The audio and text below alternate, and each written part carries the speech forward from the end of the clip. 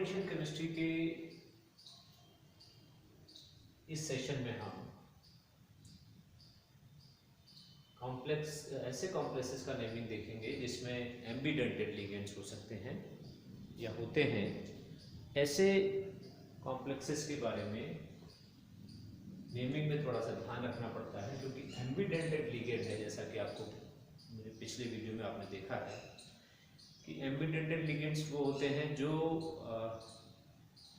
एक से ज़्यादा परमाणु से जुड़ सकते हैं, लेकिन एट ए टाइम वो किसी एक ही परमाणु से कोऑर्डिनेट बॉन्ड बनाते हैं धातु के साथ जुड़ करके।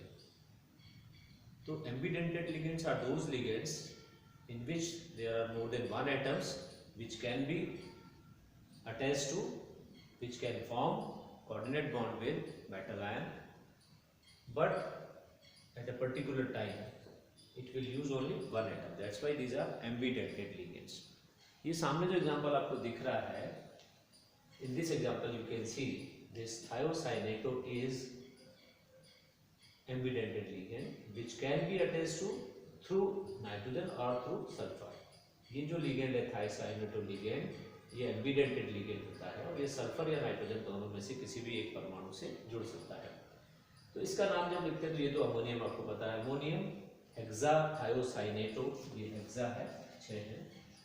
और क्योंकि ये सल्फर से, क्योंकि इसमें इनकी नेमिंग में ये ध्यान रखना है कि this is very important, we have to show the name of, we have to write the name of the atom by which it is making the coordinate bond or by which it is combining with the metal. तो यहाँ पर sulphur use हो रहा है thiocyanato का, इसलिए S Palatinate port लिख दिया आपने, 4 is the oxidation state of platinum. Now in this case same example है, बट यहाँ पर ammonium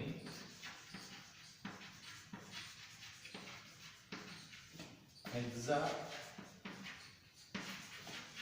thiocyanato and chromium.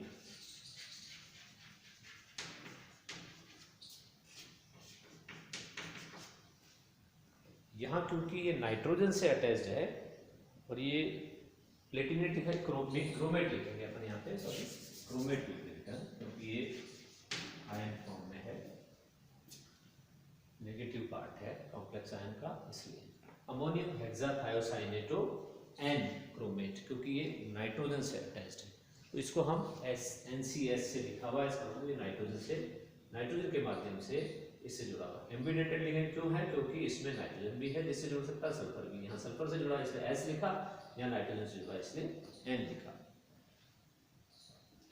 Na3CO cobalt है और फिर NO2 6,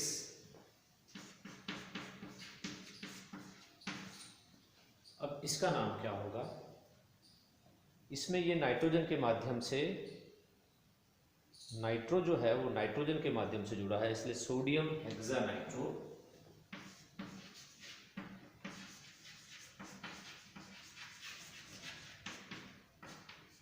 एन, इसका नाइट्रोजन यूज किया है इसने जुड़ने में, सोडियम हेक्सानाइट्रो एन कोबाल्टेट पर।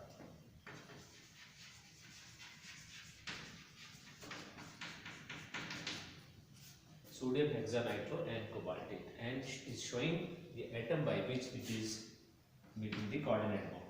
ये जो नाइट्रो ग्रुप का ये जो N है ये इससे जुड़ रहा है कोबाल्ट से, इसलिए N दिख रहा है। अब इसमें हो सकता है ये ऑक्सीजन से जुड़ जाता तो Na3CrONO6, ये क्या है? Sodium hexanitro cochromate, sodium hexanitro cochromate. इसमें ऑक्सीजन लिखना पड़ गया क्योंकि ये यहाँ पर इसके माध्यम से जुड़ा है। Oxidation state is again 3। तो इस तरीके से हम इनका एम्बीडेंटेड लिगेंड्स अगर किसी कॉम्प्लेक्स में होते हैं तो उनका नाम लिखते वक्त it is our duty to show the atom which is use to making the coordinate bond. Coordinate bond बनाने के लिए जो परमाणु किसी लिगेंड का काम आ रहा है उसको इंगित करना ज़रूरी है। जैसे यहाँ पर सल्फर है, इस केस में नाइट्रोजन है इसमें, और इसमें फिर नाइट्रोजन है और इसमें ऑक्सीजन है। तो इस सेशन में हमने देखा कि how we can name the complexes with ambident ligands.